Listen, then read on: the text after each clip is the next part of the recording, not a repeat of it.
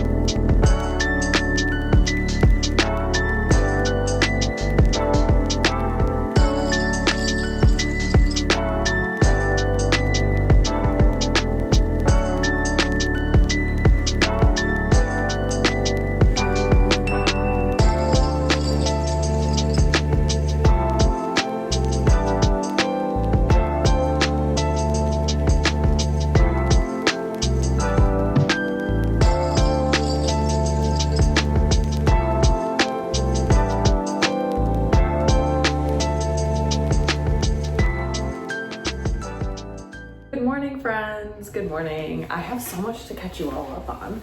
First off, I did some little butterfly clips this morning, mainly just because my hair is really greasy and I have to go to work. I think it's kind of cute. Anyway, I have so much to share.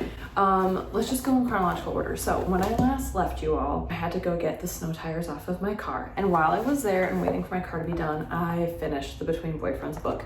Loved this. I absolutely love this. This was like the perfect sweet treat. Ice cream sundae with whipped cream and a maraschino cherry on top. Like it was just so delightful, really easy to read, really funny, like laugh out loud funny. My favorite essay in here was absolutely Going Hollywood, where she's talking about what it's like to be a Midwestern girl moving to LA and how it's like the 5 stages of grief. So funny. I was just laughing out loud, just at like the stereotypes and what it was like for her personally to go through that move. I thought was just so funny. This is so of a time because she's talking about like her car phone and you know, leaving voicemails, like updating your home phone voicemail box to say like exactly where you are when you're out.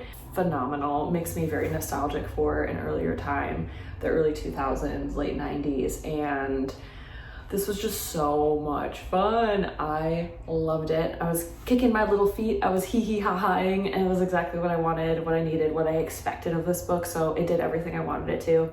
This is definitely going in my like feel-good books. So while I was waiting for my car to be done, I finished this book while I was there. I was like, shoot, what's a lady to do? I still have to wait for my car. There was a Barnes & Noble 3 minutes down the road. I normally do not shop at Barnes & Noble unless I have a gift card, but I was like, you know what, it's my birthday soon, we're right here, let's just browse. And the browsing got to me because I found a book that I have never heard of before. Buckle up, y'all, buckle up if you've never heard of this author. I picked up and randomly found Businessmen as Lovers. This is by Rosemary, Tonks. Very, very beautiful cover. Obviously the pink got me, the spine really stuck out. I'm in love, I'm in love, I'm in love. This was originally published in 1969. We're following our protagonist. It's written in first person. Her name is Mimi, and her cousin Caroline, or Carolyn.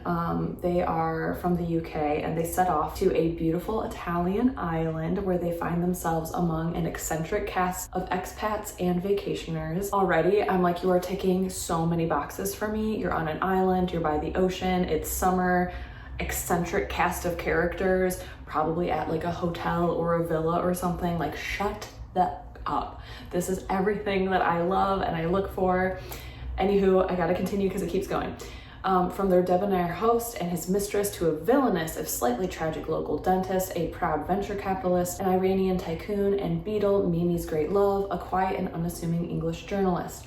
As everyone begins to relax and settle into the vacation, relieving the stresses of modern life with food and drink, their impish plots culminate in an odd Mediterranean prank involving the dentist's prize lemon tree.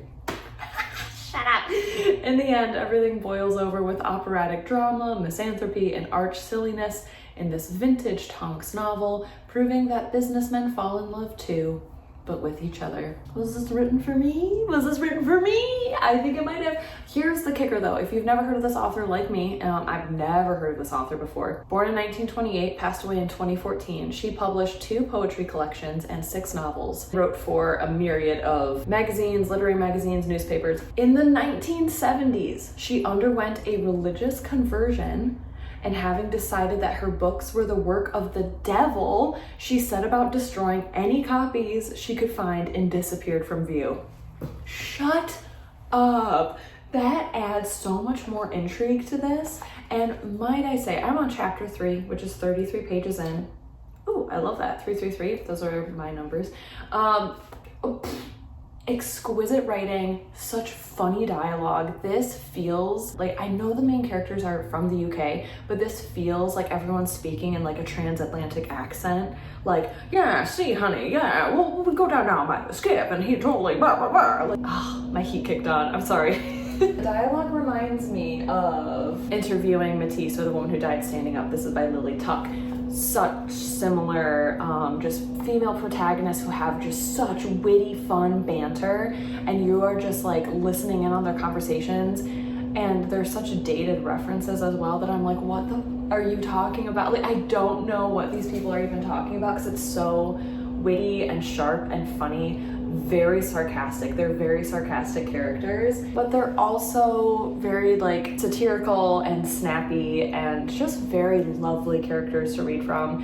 And already only 30 pages in, well before that, I would say the first chapter really sets a tone of their relationship with each other, where they are just like really good girlfriends, but then you also get a sense of the relationships that they're in. Caroline is married to a very wealthy man, so she's very well-to-do, and Mimi, our main protagonist that we're reading from, she's in love with a journalist and she adores this man. Like, it's so sweet to read how she even like describes him. I think that's just really beautiful. I start this novel off with the two of them on a train, talking about how arduous the journey has been from France to Italy and the different people that they kind of interacted with on the train. Chapter 2 is when they've actually arrived in Italy and they're recounting their traveling woes and tales to their friend Rupert, who is an archaeologist.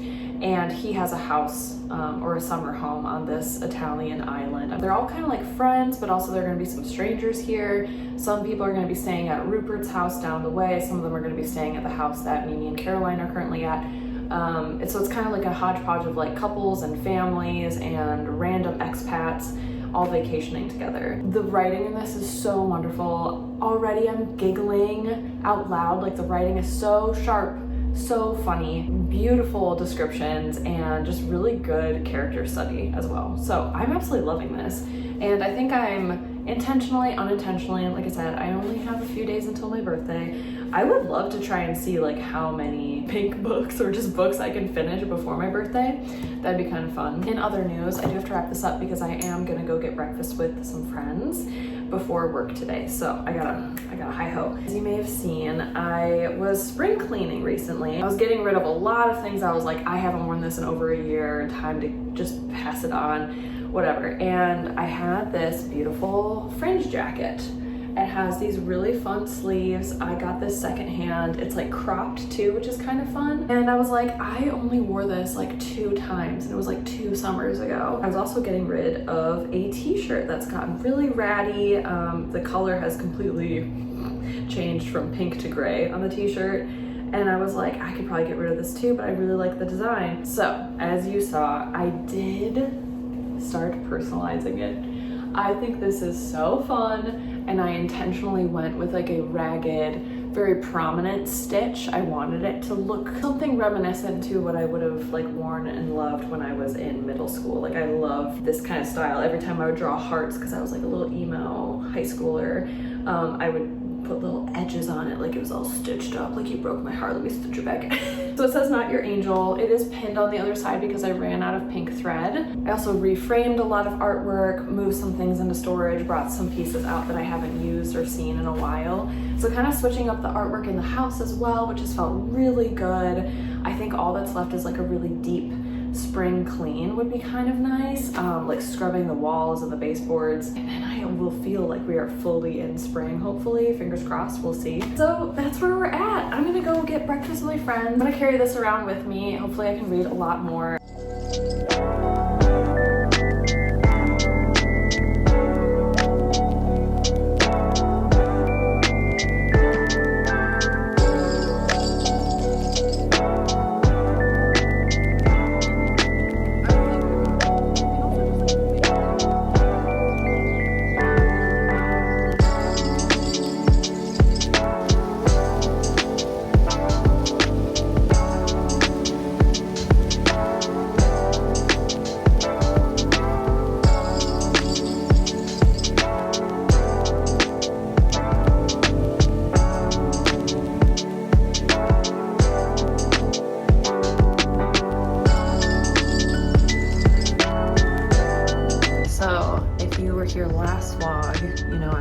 Experimenting with what to put on the built-in bookshelves there, but then I remembered that I had thrifted something a while ago. I put it in storage because it was not the right season for it, and this is a flower vase with a little bunny on it. It kind of looks like a bong. Yes. Okay. Yeah. Dude, it looks like a bong. It's not, but it's cute. I need to put some flowers in it so it looks less suspicious. And then also in my last vlog, I had thrifted this beautiful, it was like 1917, I think, an ad for Palmolive soap.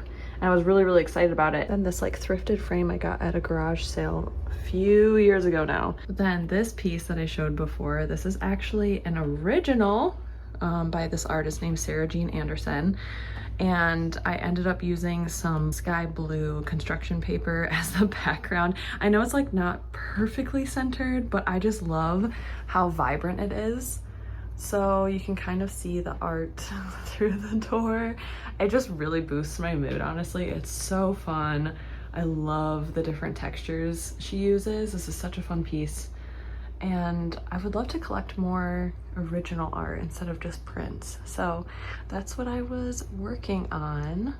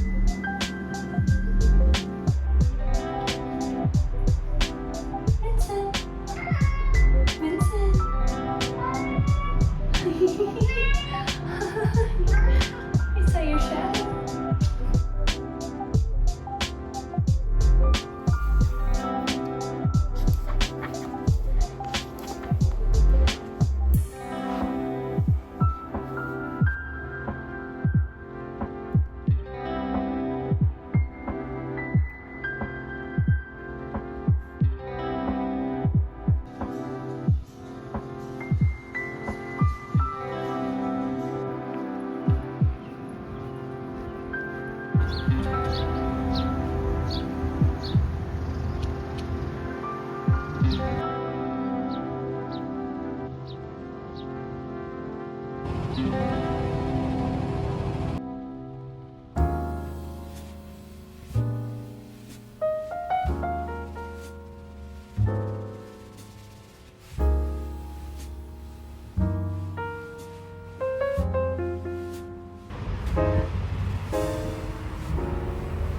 80 degrees.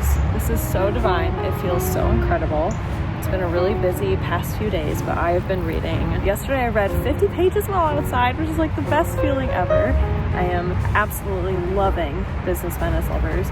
I am currently 90 pages in, annotating so much, so delightful. I love this writing style. It is very quirky and interesting, and it definitely has its own style. Love the characters. They're very sarcastic, very funny, and it's so perfect. Island fun, but still well written, which I really, really appreciate. And then today, I went to go pick up a hold that I had at the library. I got my copy of Weetzie Bat, if you saw my spring recommendation video. I'm finally gonna read it. I had no idea it was so itty bitty, and it's so pretty. Another tiny pink book. What the heck? I feel like I can fly through this. So I have a meeting later tonight, but honestly, I'm trying to take it really easy because it's just been really busy, a lot of work. I'm gonna just sit out here and read. It feels so nice. I have all of my coconut scented sunscreen on. This is truly heaven to me. So yeah, I'm gonna start reading for today.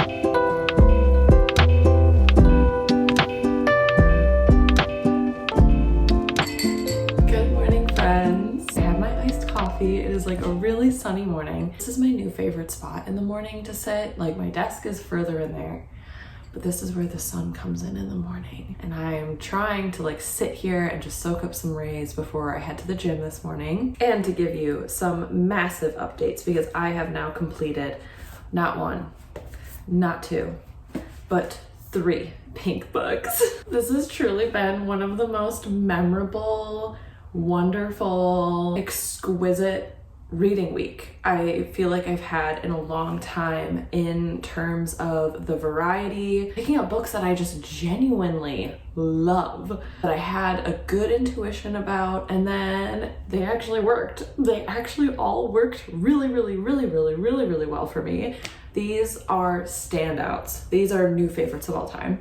I don't know when this will ever happen again, and they are all aesthetically so me.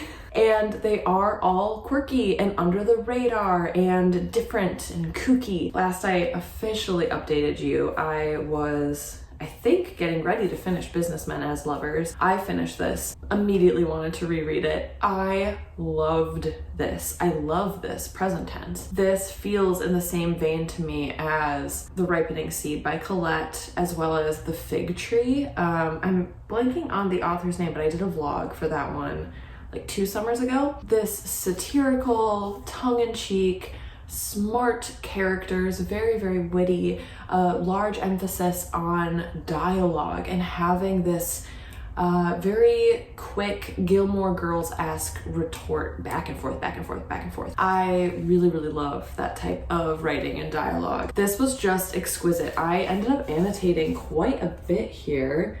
I enjoyed it so much. This is so much about love and relationships, dealing with people who have different personality types, also about aging. And as I'm coming into my 31st year, you know, that's a topic that's arising a little bit more for me. And I think this book really loves age. It loves aging, and these female characters are so excited to be older, which I think is so G-dang refreshing. I feel like that's a rhetoric that is often missing in today's world and today's society. This is from our main protagonist Mimi's perspective. And yet here I am in myself, formidable, foursquare, with an absolute mountain of a past to live off. Hundreds of interesting emotions, opinions on everything, long hair to be washed and plaited, and never a dull moment from the instant I jump awake in the morning. I'm like so emotional lately too. So I'm like just reading that, I'm like, I feel like I'm gonna cry. Beetle, which is her love interest, like her boyfriend, who is like the sweetest man alive. I love Beetle and Mimi, and this is such a short book, but you just fall in love with characters so quickly. Beetle and I also made the mutual discovery that happiness begins the day you grow up.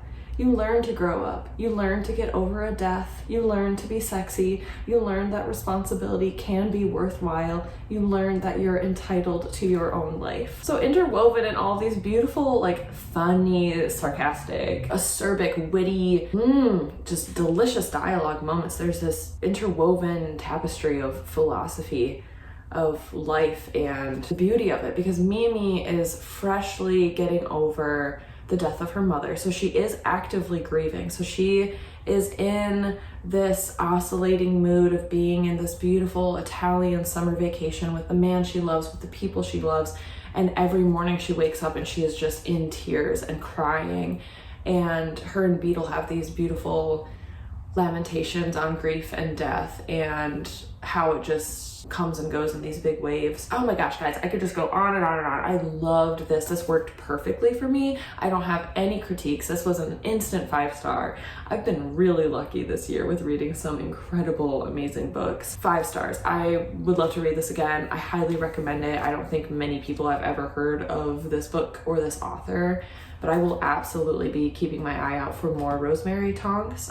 It's just wild. She burned almost everything she had that wasn't already published now in the world. That is wild. I've learned so much, and I adored this. I have so many little collections in my mind of book recommendation videos I can make. So one of them would be like books that take place on islands or on water, on coast, because I personally love anytime a book says it's set on a water or coast or anything like that. Like, I'm there. It always has been that way. I love reading from that landscape and perspective, and so I want to make a book recommendation video for that, hopefully soon, before summer or during the summer, and this will absolutely be on there. So spoiler alert, I'm losing my son a little bit. Always a floor sitter as well. I can't really find a place up here in my studio that I like actually sitting in because I don't have that armchair yet. Still, I'm looking for like a really comfy, cozy armchair for up here for reading. Then I picked up a book that was on hold for me at the library. I finally read Weetzie. This is by Francesca Block. This is one of the oldest books on my TBR. I probably put it on there in 2015, 2016. I think that's when I started my Goodreads account. I had no expectation. I just knew based on people's reviews that this is like a weird Los Angeles fever dream, bubblegum, cigarette smoke, like, oh, just this quixotic Shangri-La paradise. Oh, I can't believe this hasn't been recommended for me before. This was so up my alley, and I can't really figure it out. It feels like an adult, young adult book.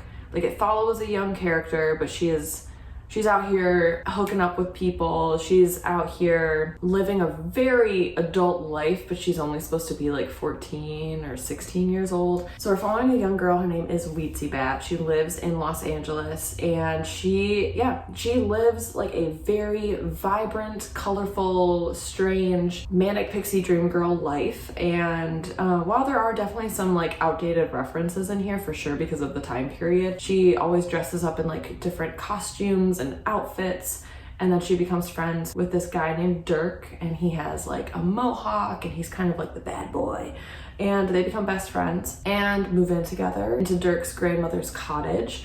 And the writing style of this is so simple, yet it paints such a vivid picture. This feels like this author might have synesthesia or something. There are a lot of repetitive color palettes and things that clearly like really excite this author and in turn excites us as readers. Okay, just flipping to a very random page. They're at the TikTok tea room with her father. His eyes that had always been like lakes full of fishes or waves of love or bathtub steam and candle smoke or at least like glasses of gin when he was sad were now like two heavy green marbles like the eyes of the mechanical fortune teller on the Santa Monica Pier. Like this is just so unbelievably beautiful, but it is written like a young adult novel where it's very simple cadence. They did this, they did that. Weetzie felt this, Weetzie felt that, Weetzie said this, but it just flowed for me. This is what I love.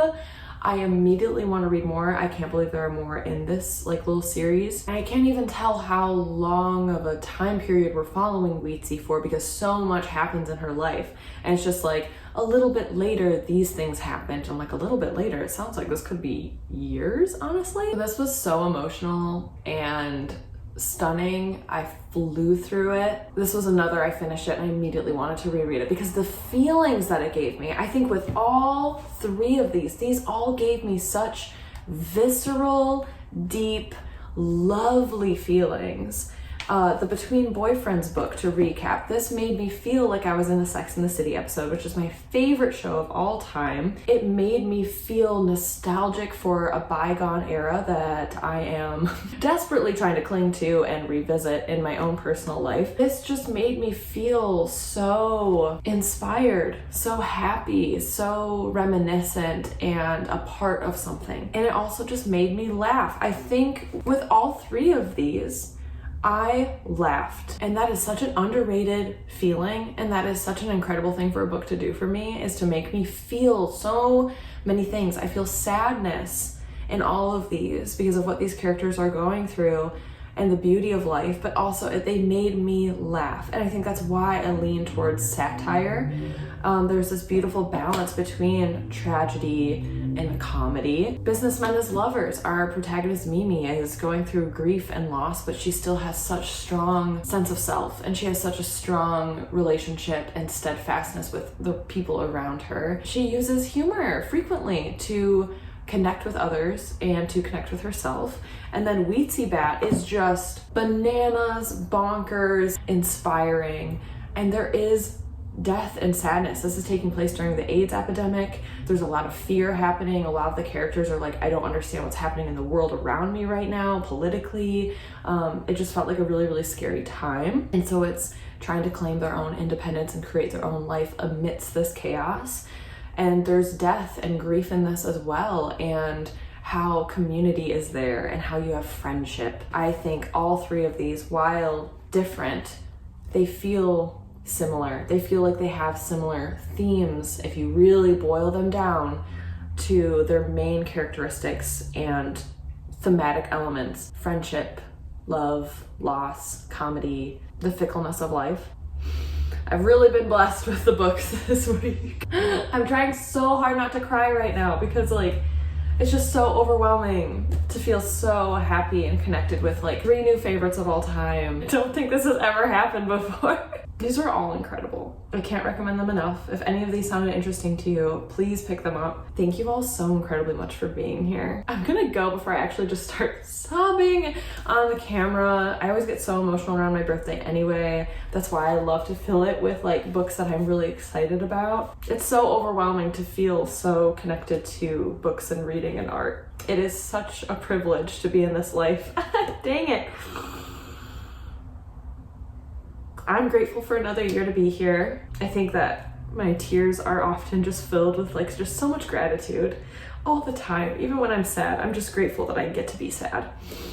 I'm grateful I have so many feelings. I'm so grateful that you all are here, and I'm so lucky I got to wake up and see another day today. And I get to sit in the sun and talk about books and I get to read books and drink delicious black coffee. I'm so grateful I have a community and art, and thank you. Thank you so much for being here. I'm sorry I'm crying. I'm just very lucky. Just very, very lucky. Thank you so much for being here. I hope this was a really fun vlog. And I'm gonna go to the gym now. It's glute day, so I'll be crying for my muscles later. Thank you so incredibly much for being here, friends. I truly can't thank you enough. I hope you had a fun time with me. If you would like to leave a comment, but you don't know what to say, we have to do all the pink emojis. Please just leave me every single pink emoji, your favorite pink emojis. Just send so much love to each other. I think we all need more of that. And remember, it's always cool to show love. You're never too cool. Don't be so stuck in being stoic. Show your emotions, show your love. That's my little piece of advice as I fully settle into a new decade of my life. It's just always gonna be so much cooler to show that you love and care about someone. Don't be afraid to be seen as goofy or emotional. It's very cool. Thank you all so incredibly much for being here, friends. And I can't wait to see you all again very soon for my next video. Until then, stay cozy, my friends. Bye!